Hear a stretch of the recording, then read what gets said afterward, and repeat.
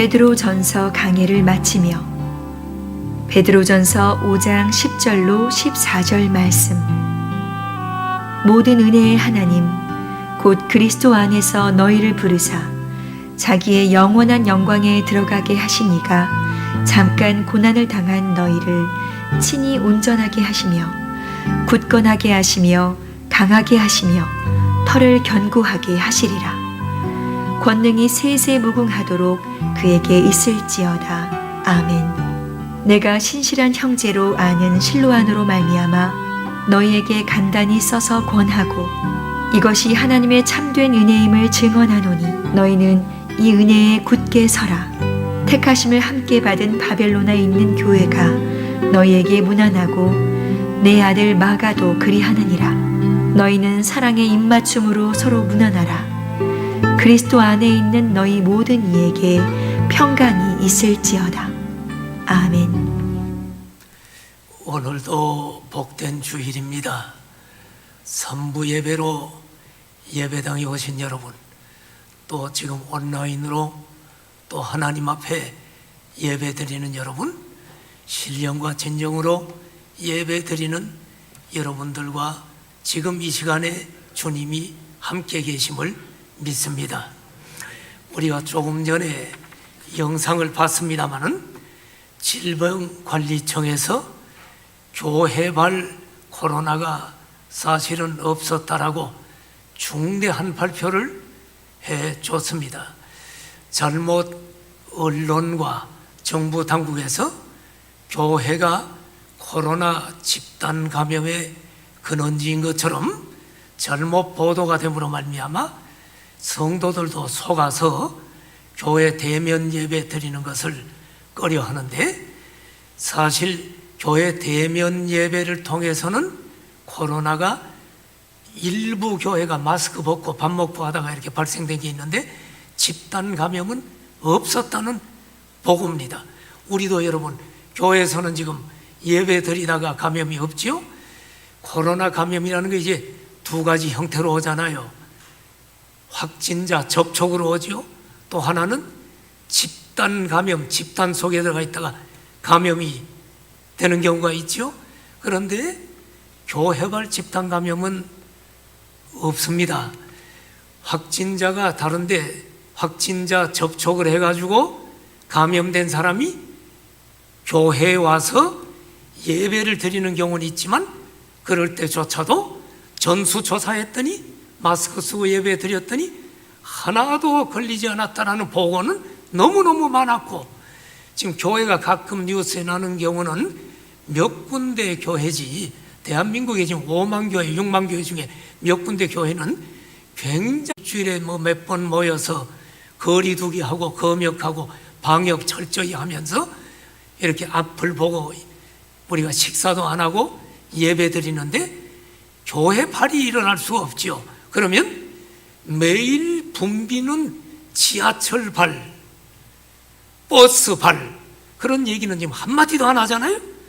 이것은 언론과 정부 당국의 교회를 향한 잘못된 생각을 가진 사람들이 하는 이것은 악한 이야기인데, 이번에 발표가 됐으니 우리 성도 여러분, 이제 내일부터는 2단계가 돼서 각 예배마다 200명씩 앉을 수 있으니까 4부 예배 800명이 앉습니다.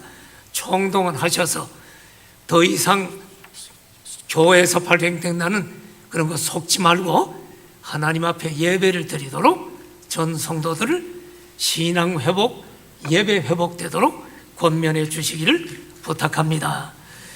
베드로전서 강해의 마지막 시간입니다. 작년도 2020년도 9월 6일 주일에 베드로전서 강해를 시작을 했는데 오늘 21번째로 마지막 강해를 하겠습니다. 베드로전서는 고난의 서신, 소망의 서신으로 불리웁니다. 베드로전서는 로마 황제 네로의 기독교 박해 직전에 예수님을 믿는 1세기 소아시아에 흩어져 있는 그리스도인들을 격려하기 위해 서신 형식으로 쓰여진 하나님의 메시지입니다. 제가 작년에 전도서 강해를 끝내고 하나님께 기도했습니다. 하나님, 주일 낮 예배 때 무슨 말씀을 전할까요? 그때 하나님의 성령이 강하게 내게 감동하기를 베드로전서를 강의하라고 말씀하셨습니다. 작년 한 해 코로나 때문에 우리의 일상이 중단되고 그로 말미암아 많은 사람들이 경제적인 타격과 여러 부분의 어려움을 겪고 있습니다. 교회 생활, 신앙 생활도 모이지 못함으로 큰 위기를 경험하고 있습니다. 이 모든 것이 우리에게 다가오는 고난입니다. 또한 기독교를 압박하는 법안들, 예를 들어서 동성애 차별금지법이라든가 하나님이 싫어하는 낙태법 등을 국회가 발의하고 통과시키려는 이 정치인들의 모습을 보면서 베드로전서의 말씀을 전해야겠다는 생각을 성령님이 강하게 주셨습니다. 만일에 우리에게 초대교회 그리스도인들과 같은 기독교 박해가 온다면 어떻게 처신해야 할까? 베드로전서를 통해 우리는 매주일마다 하나님의 음성을 들었습니다. 이제 오늘 마지막 시간에 지금까지 20번에 걸쳐 전한 베드로전서의 주요한 내용을 다시 한번 정리를 해보고 오늘 읽어드린 본문으로 베드로전서 강해를 마치려고 합니다. 그래서 오늘 설교 제목은 베드로전서 강해를 마치며 라는 제목으로 말씀을 전하겠습니다. 자, 먼저 생각할 것은 베드로전서의 주요 내용입니다. 우리 베드로전서 강해를 다 들으신 여러분 한번 기억을 더듬어 보시는데 1장부터 제가 쭉 주요한 내용을 얘기할 때 성경 구절을 얘기할게요. 성경 보시고 찾아보시든가 자막에 다 띄우지 못하고 일부만 띄웁니다. 자, 베드로전서는 예수님을 믿음으로 인해 고난과 박해받는 그리스도인들에게 소망을 주기 위해 하나님께서 베드로를 통해 주신 하나님의 말씀이라고 제가 누누이 강조했습니다.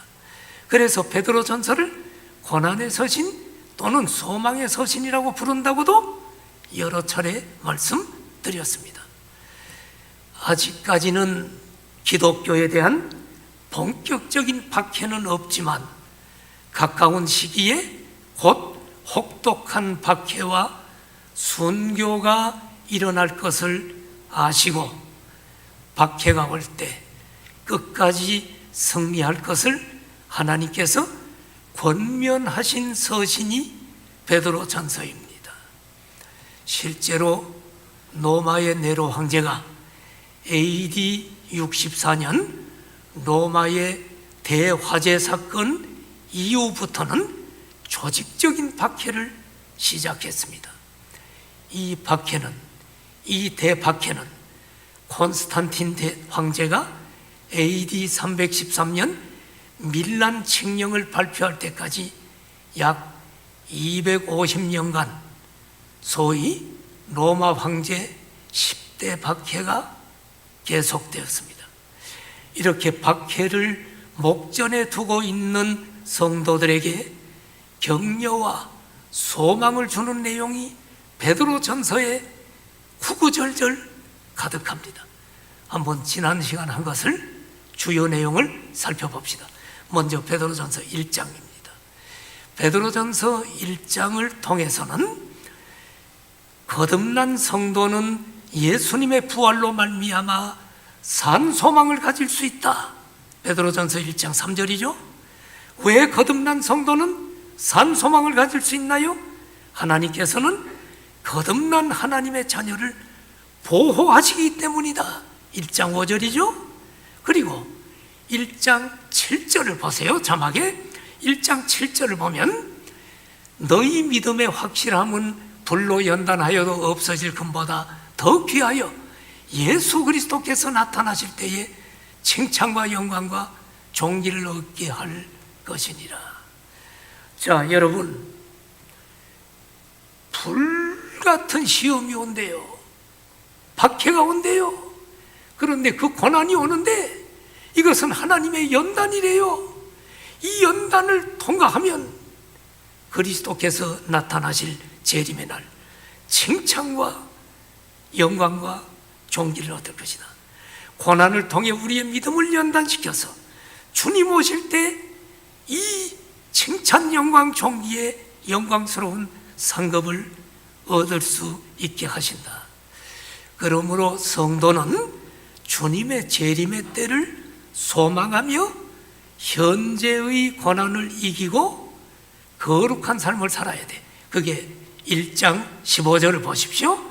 거룩한 자가 되라라고 거룩한 삶을 강조하죠.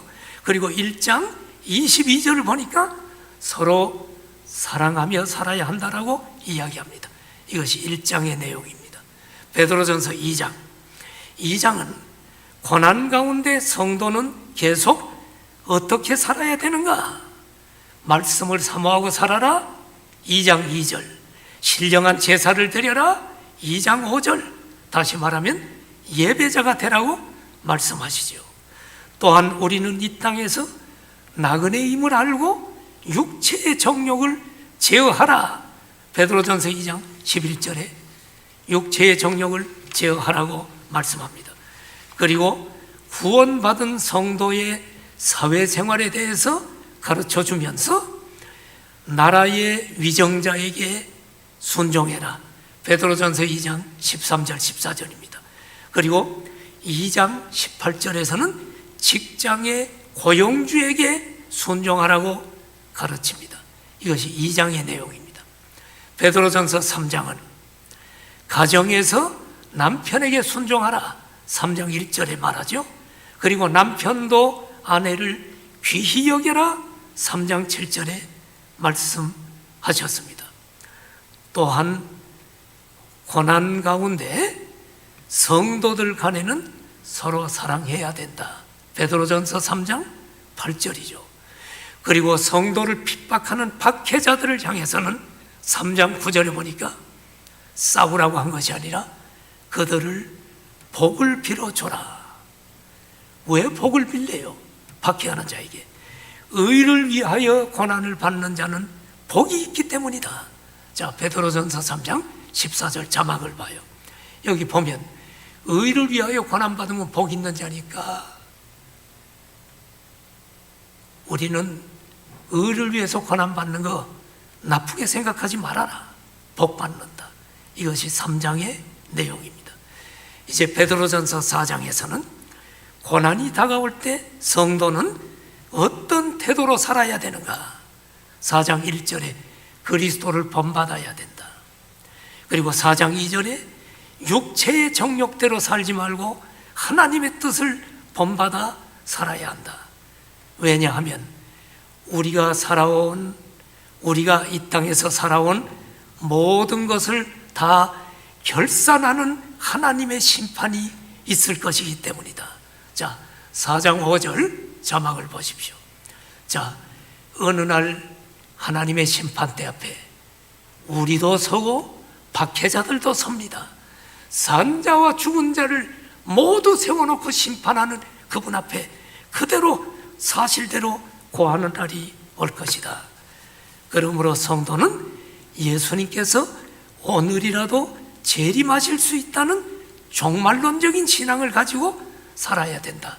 그래서 베드로전서 4장 7절을 보면 만물의 마지막이 가까웠다. 종말론적인 신앙으로 깨우고 있는 하나님의 심정을 봅니다. 어떻게 해야 돼요? 정신 차리고 기도해야 된다.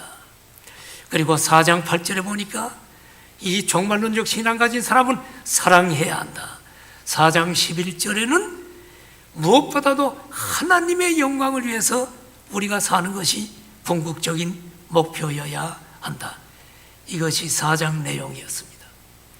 이제 5장을 통해서는 고난과 박해의 시대에 교회 지도자들의 태도를 이야기하면서 교회 지도자들은 양무리를 잘 돌봐라 5장 2절이죠. 그리고 양무리의 지도자는 본이 되라라고 부탁하셨습니다. 교회 성도들은 어떤 태도를 지녀야 합니까? 교회 성도들은 5장 5절에 보니까 교회 지도자들에게 순종함으로 교회를 질서 있게 든든히 세우고 영적 전쟁에 승리하라고 부탁하셨습니다. 자, 베드로전서 5장 8절 9절 자막을 보십시오. 교회 성도들에게 이렇게 얘기합니다. 근신하라 깨어라 너희 대적마귀가 우는 사자같이 돌아다니며 삼킬 자를 찾나니 너희는 믿음을 굳건하게 하여 그를 대적하라. 여러분, 네로 황제를 통해서 기독교 박해가 오는 것 같지만 좀 더 깊이 들여다보면 마귀가 네로를 조정해서 기독교인들을 박해함으로 하나님의 교회를 완전히 주저앉고 말살시키려고 하는 거예요. 그러니까 기독교인들은 고난이 올 때 정신을 차리고 깨어서 마귀를 대적하라라고 이야기합니다. 지난주 설교 말씀입니다. 생각나시죠? 자, 오늘은 베드로전서 5장 10절에서 14절 말씀을 강론하겠습니다. 이제 마지막 말씀입니다. 이제 오늘 본문은 마지막 약속입니다. 혹독한 고난과 박해를 목전에 둔 그리스도인들에게 하나님께서는 베드로 전서를 마감하면서 마지막 위대한 약속을 주시면서 격려하십니다. 한번 보십시오. 오늘 우리에게도 주시는 약속입니다. 베드로전서 5장 10절 본문을 잘 보셔야 됩니다. 네. 베드로전서 5장 10절입니다.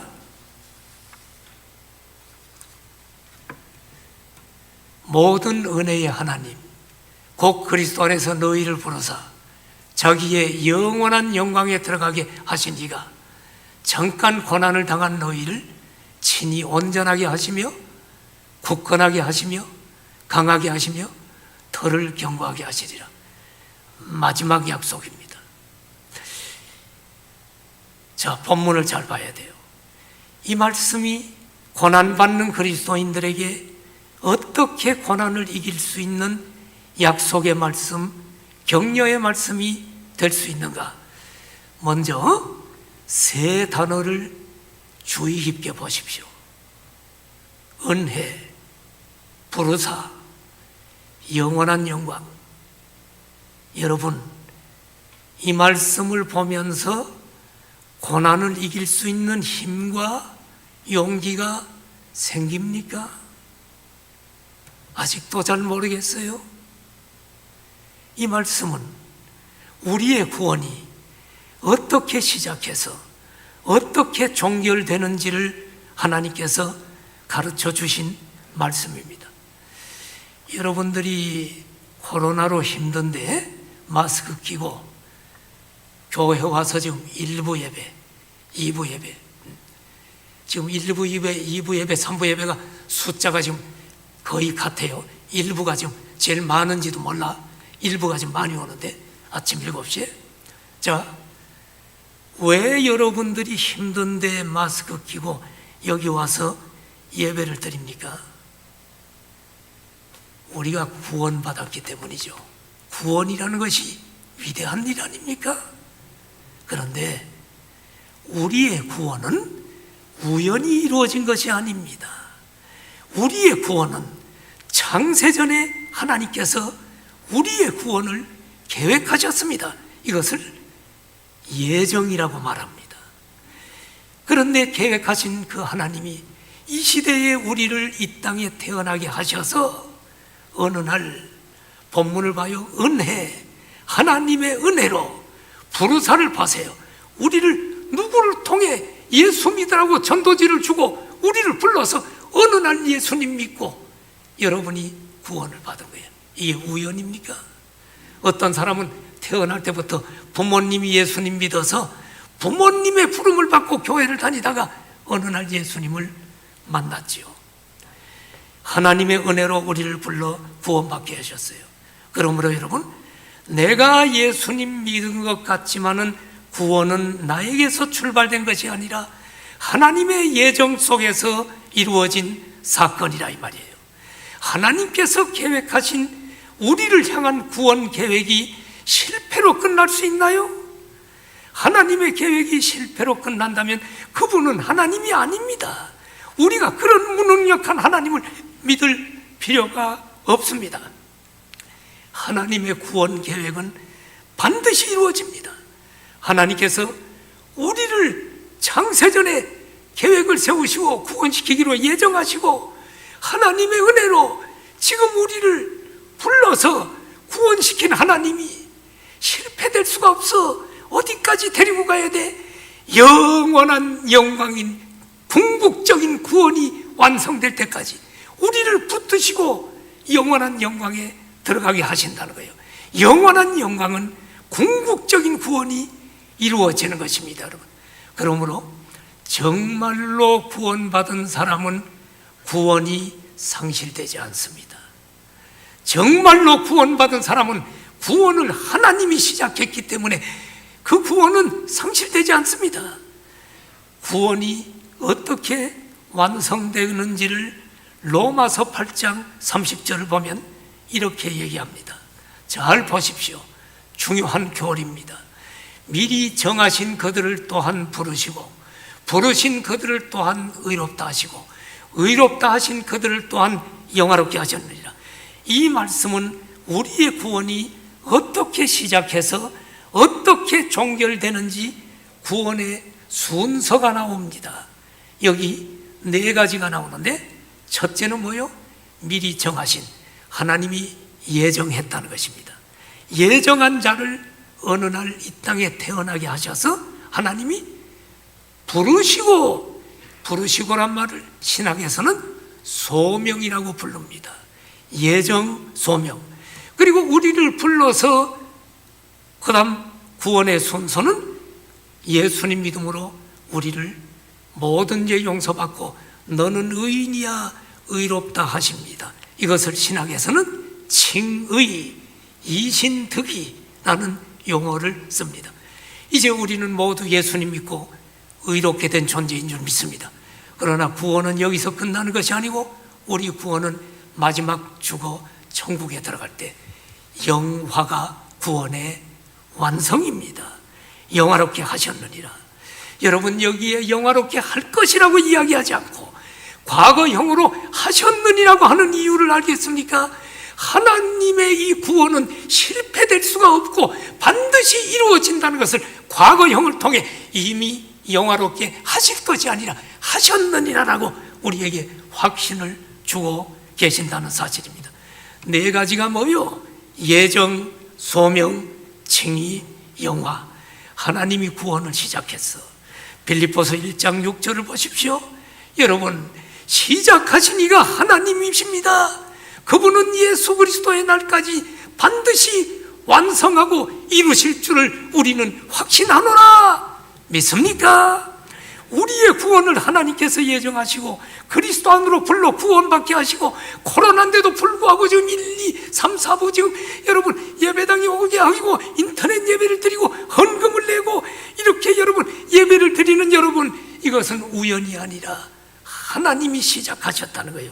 하나님이 시작하신 이 구원이 완성될 때까지 이루실 것을 여러분은 확실히 믿습니까? 아멘입니다.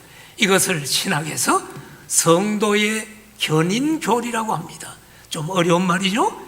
이건 신학생들은 알아요. 성도의 견인교리는 칼빈의 5대 교리 중에 하나인데 이것은 뭐냐?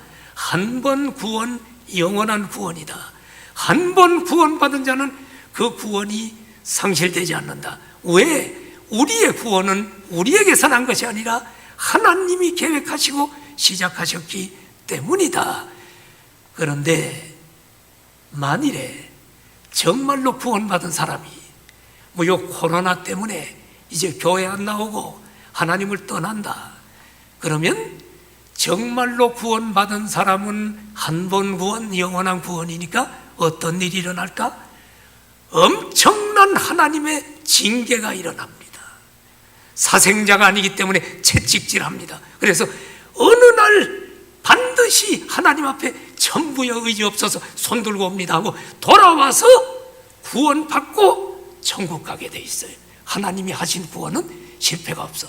그런데 하나님을 떠났는데도 매도 때리지 않고 좋은 일만 있다? 부러워하지 마십시오. 그 사람은 하나님의 택한 자녀가 아니기 때문입니다. 이해가 되십니까? 하나님의 구원은 반드시 영광스러운 자리까지 간다. 이것이 하나님이 박해받고 있는 초대교회 그리스도인들에게 주신 약속의 말씀입니다. 오늘 우리에게 주신 하나님의 말씀입니다. 자, 힘이 나십니까? 다시 한번 본문을 보십시오. 베드로전서 5장 10절에 보면 오늘 본문에 두 단어가 대조를 이룹니다. 하나는 영광, 하나는 고난입니다. 그런데 두 단어 앞에 형용사가 붙어 있는데 영광 앞에는 뭐가 붙어 있죠? 영원한 영광. 고난 앞에는 뭐가 붙어 있죠? 잠깐 고난. 그렇습니다. 여러분, 그리스도인들은 이 땅에서 고난을 당할 수 있어요. 이 세상에서 마귀의 시험과 고난을 당합니다. 그래서 우리 지난주 설교한 베드로전서 5장 8절 9절에 근신하라 깨어라 믿음을 굳건하게 해서 마귀를 대적하라고 했지요. 그러므로 그리스도인들은 고난의 현실 속에서도 여러분 그 고난은 잠깐이라는 사실을 아시고 우리가 누릴 영광은 영원한 것이라는 것을 우리가 알며 현재의 고난을 이겨나가야 돼요. 인생은 길어야 100년입니다. 그러나 천국과 영생은 영원하고 영광스럽습니다. 그래서 사도 바울은 로마서 8장 18절에서 생각하건대 현재의 고난은 장차 우리에게 나타날 영광과 비교가 안 된다. 성도 여러분, 우리 그리스도인들은 현실의 고난 속에서도 하나님을 의지하며 장래의 영원한 영광을 바라보며 현재의 고난을 연단으로 알고 이겨나가야 할 줄로 믿습니다. 은혜로 우리를 구원하신 하나님께서는 고난의 현실 속에서 구원만 하시는 것이 아니라 고난받는 하나님의 백성들을 결코 버려두지 않으시고 함께 하시면서 계속적으로 지금도 은혜를 베풀어 주십니다. 그러면 하나님은 고난받는 성도들에게 어떤 은혜를 베풀어 주시는가 살펴볼까요? 다시 한번 베드로전서 5장 10절 봐요. 1세기에 박해받는 그리스도인, 오늘 고난을 당하고 있는 여러분들과 나 어떻게 은혜 베풀어줘요? 4가지. 온전하게 하시고 굳건하게 하시고 강하게 하시고 털을 견고하게 하신다. 4가지는 비슷비슷한 말인데 조금씩 달라. 하나씩 좀 살펴봅시다. 첫 번째, 온전하게 하신다. 이 말은 헬라어 원어를 보면 손상된 배를 수리한다는 단어야. 또 그물이 찢어졌는데 그물을 수선한다는데 쓸 때 이 온전하게 한다는 헬라어 단어를 써요. 그러면 오늘 우리 성도를 온전하게 한다는 게 무슨 뜻입니까? 다시 말해 박해로 고난으로 상처받아 갈기갈기 찢어진 성도들을 꼬매주시고 회복시켜 주셔서 완전한 모습으로 만들어 주심을 가리킵니다. 오늘 우리 모두를 온전하게 해주시는 주님의 은혜를 경험하기를 축복합니다. 두 번째, 굳건하게 하신다. 이 말은 단단하게 붙들어매서 고정시킨다는 헬라어 원어의 뜻이 있어요. 그 말은 뭐요?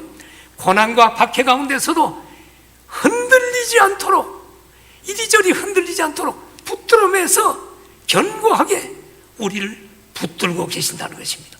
주님이 우리를 붙들고 계시는 것이 느껴지십니까? 아멘입니다. 세 번째, 어떻게 은혜를 베푸셔요? 강하게 하신다. 이건 헬라어 원어로 보면 힘, 강함이라는 의미가 있어요. 그러므로 고난과 박해가 있어도 이길 수 있는 힘을 주시고 강하게 만들어 주신다.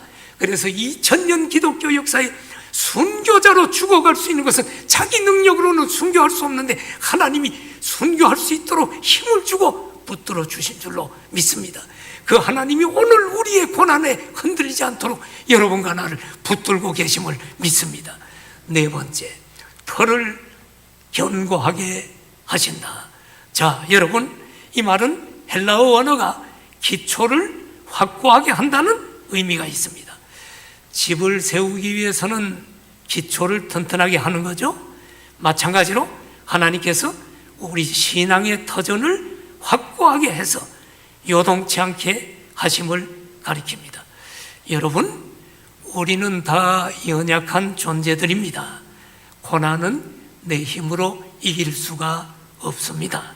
그러나 온전하게 하시고 굳건하게 하시고 강하게 하시고 털을 견고하게 하시는 주님께서 우리를 붙들고 계신다는 것을 믿으시고 고난을 헤쳐 하늘나라를 향해 힘차게 전진하는 우리 모두가 되기를 축원합니다. 자, 이 약속의 말씀을 주면서 베드로전서 5장 11절에 이렇게 하나님을 찬양합니다. 권능이 세세무궁하도록 하나님에게 있을지어다. 아멘. 여러분, 권능, 이 세상에도 권세를 가진 사람들이 있죠. 대통령은 권세 5년입니다. 하나님은 권세와 능력이 세세무궁합니다. 영원합니다. 여러분, 이 권능 어떤 권능입니까? 우리를 예정하시고 불러서 구원해서 천국 가게 하시는 구원의 능력, 그리고 이 땅을 살 때 우리를 보호하시는 하나님의 능력이 세세무궁토록 있다, 영원하다는 것을 믿으며 하나님을 찬송하면서 성령을 하면서 마지막에 그것이 사실이라고 아멘 하면서 도장을 콱 찍었어요. 우리도 우리의 구원을 계획하신 하나님께서 우리를 구원하시고 보호하시고 영원한 영광의 나라에 이르게 할 것을 믿고 찬양합시다. 아멘입니까? 이제 마지막 권면과 문안 인사를 이제 끝으로 하고 있습니다. 먼저 권면입니다.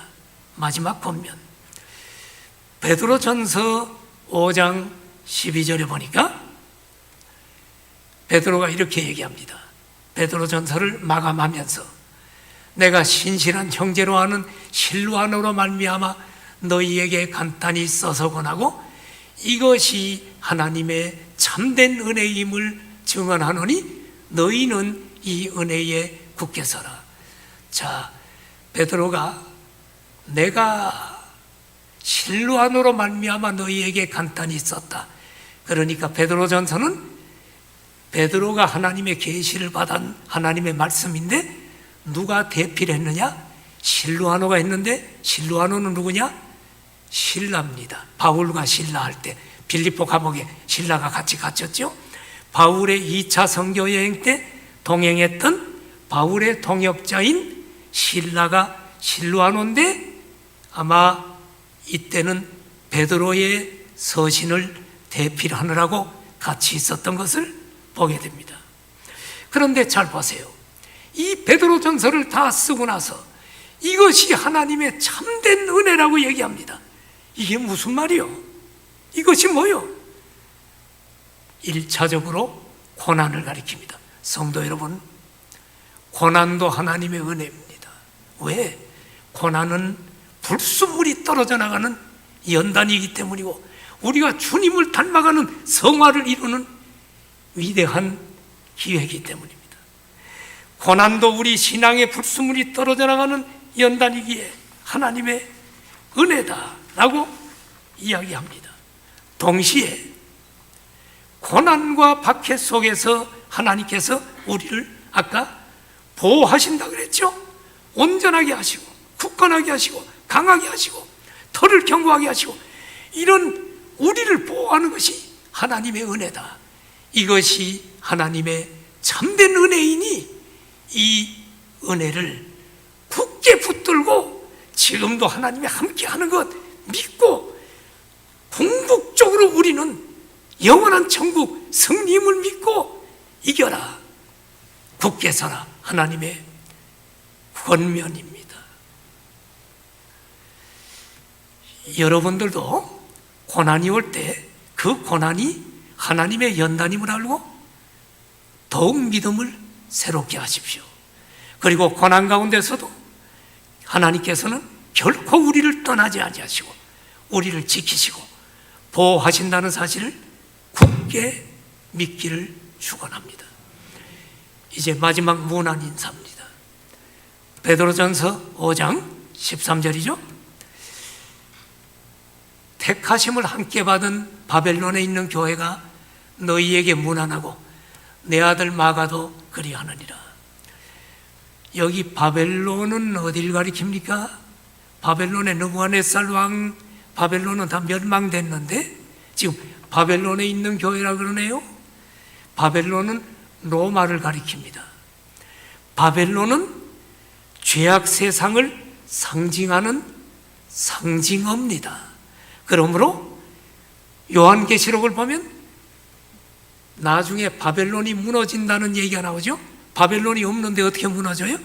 이 죄악 세상은 무너지고 하나님의 나라가 영원히 온다는 얘기죠. 그러니까 지금 이 바벨론에 있는 교회는 지금 로마 교회입니다. 로마 교회 성도입니다. 지금 베드로는 로마에서 이 베드로전서 서신을 쓰고 있는 것입니다. 그 다음 내 아들 마가를 보십시오. 마가도 문안 인사를 하네요. 마가는 누굽니까? 베드로가 낳은 아들이 아니고 영적인 아들이죠. 바울도 결혼 안 했지만은 내 아들 디모데라 그랬죠. 영적인 아들이라는 말입니다. 이 내 아들 마가, 이 마가는 바나바의 조카요 마가복음을 기록한 사람으로 본명은 마가 요한입니다. 그가 베드로의 영적인 아들이 되어 지금 고난의 현장인 로마에서 함께 사역하며 고난의 직면에 있는 초대 그리스도인들에게 문안 인사를 하고 있는 것입니다. 여러분, 마지막 절 봅시다. 베드로전서 5장 14절에 보니까 마지막 문안 인사. 너희는 사랑의 입맞춤으로 서로 문안하라. 그리스도 안에 있는 너희 모든 이에게 평강이 있을지어다. 사랑의 입맞춤. 초대교인들은 인사할 때 입맞춤을 해요. 거룩한 입맞춤. 예배 드리고 나갈 때도 전부 이렇게 입맞춤합니다. 남자들끼리도. 근데 요즘은 그런 문화가 없고요. 우리가 그렇게 하지 않고 오늘날 악수와 비슷한 의미입니다. 우리는 손맞춤을 하지 입맞춤을 하진 않지만 초대교회는 이런 인사법이 있었다. 그러면서 베드로 마지막 인사는 뭐예요? 평강이 있을지어다. 이 평강은 히브리어의 샬롬과 같은 것입니다. 참된 평강은 본문 보시면 그리스도 안에만 있습니다. 세상이 주는 평화는 다 가짜 평화입니다. 주님이 주시는 평안만이 참 평안입니다. 그래서 예수님이 내가 너희에게 평안을 주노라. 내가 주는 평안은 세상이 주는 평안과 다르다. 평강이 있을지어다. 베드로 전서를 통해 베드로는 베드로전서 처음에도 평강으로 시작했고 마지막에도 평강으로 끝납니다. 한번 성경 봐요. 베드로전서 1장 2절과 마지막 5장 14절을 비교해봐요. 1장에서도 평강이 있을지어다. 5장에서도 마지막 평강이 있을지어다.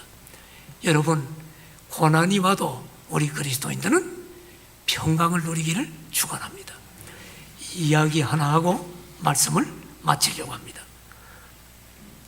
2차 세계대전 당시에 독일의 히틀러는 게르만 민족의 우월론을 주장하면서 죄 없는 유대인들을 박해했습니다. 수많은 유대인들이 그 악명 높은 아우슈비츠 수용소에 갇혀 있다가 독가스로 인체 생체 실험으로 비참하게 죽어갔습니다. 이렇게 죽은 유대인들이 몇 명인 줄 압니까? 600만 명입니다. 이때 유대인들이 부른 노래가 아니마밈이라는 노래인데, 아니마밈이라는 말은 히브리어로 나는 믿는다라는 뜻을 가지고 있습니다. 이 아니마밈의 노래는 본래 혹독한 아우슈비츠 수용소에서 작사, 작곡된 노래였습니다. 그 노래는 이렇게, 가사가 이렇게 됩니다. 나는 믿는다. 나의 하나님이 반드시 나를 찾아오리라는 사실을. 자기의 동료들이 비참하게 독가스실로 불려나가는 모습을 보면서 그들은 나는 믿는다.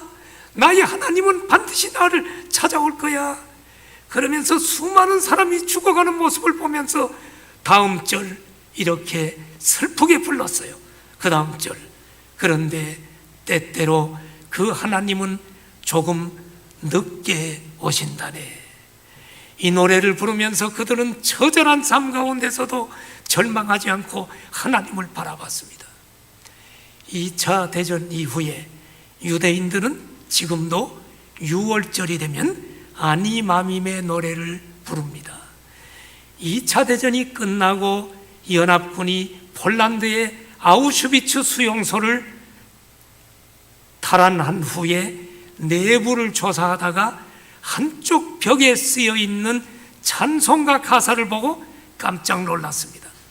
어느 유대인 그리스도인이 신앙 고백으로 기록해 놓은 것입니다. 거기는 이렇게 적혀 있었습니다. 그 크신 하나님의 사랑 말로 다 형용 못하네. 우리 찬송가 304장이죠. 하나님의 사랑?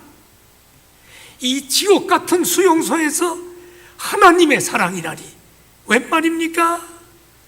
그런데 또 다른 아우슈비츠 벽에는 이런 글자가 선명하게 쓰여 있었습니다. 하나님은 여기에 계십니다.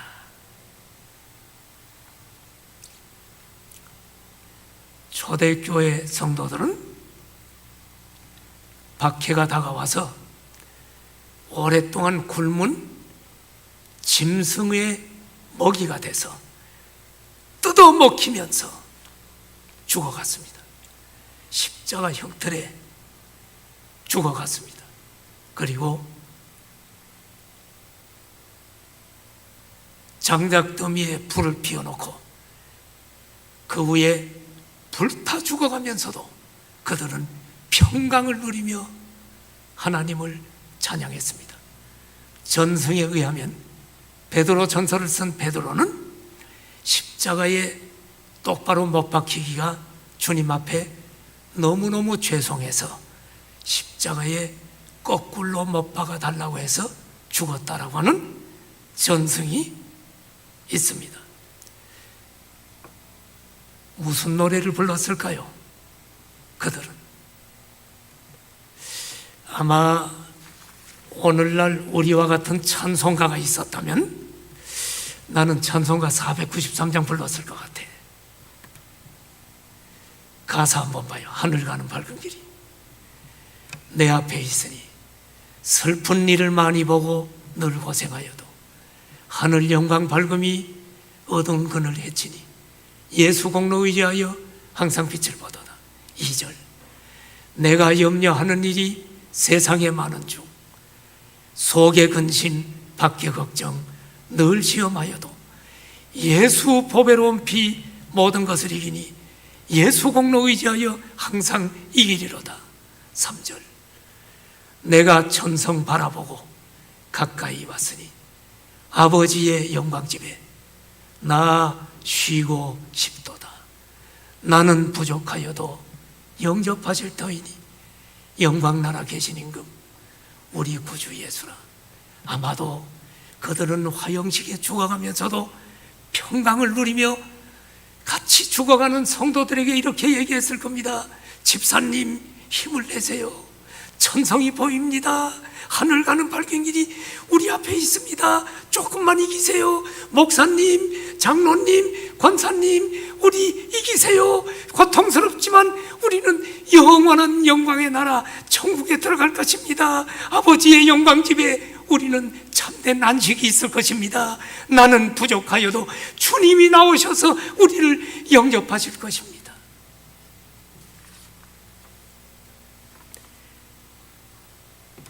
사랑하시는 공항성산의 성도 여러분, 오늘 우리는 코로나뿐만 아니라 경제적으로, 사회적으로, 국가적으로, 정치적으로 혼란스러운 시대에 살고 있습니다.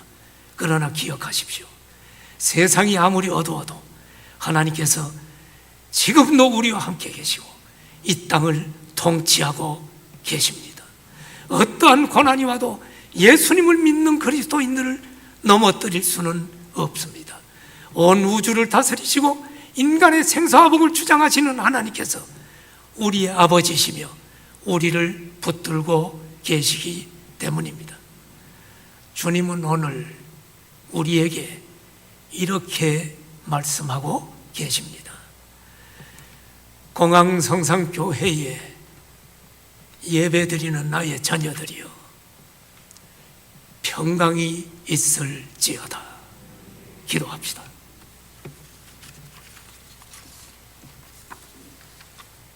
성도 여러분, 초대교회와 같은 엄청난 박해는 없지만 오늘 우리도 많이 힘들죠. 경제적으로 힘든 분들이 있죠. 여러 가지 어려운 분들이 있죠. 그러나 힘을 내십시오. 주님이 함께 하십니다. 주님은 결코 우리를 떠난 적이 없습니다. 예수님의 이름으로 모인 이 자리에 지금 주님은 우리와 함께 하십니다. 우리 함께 기도해요.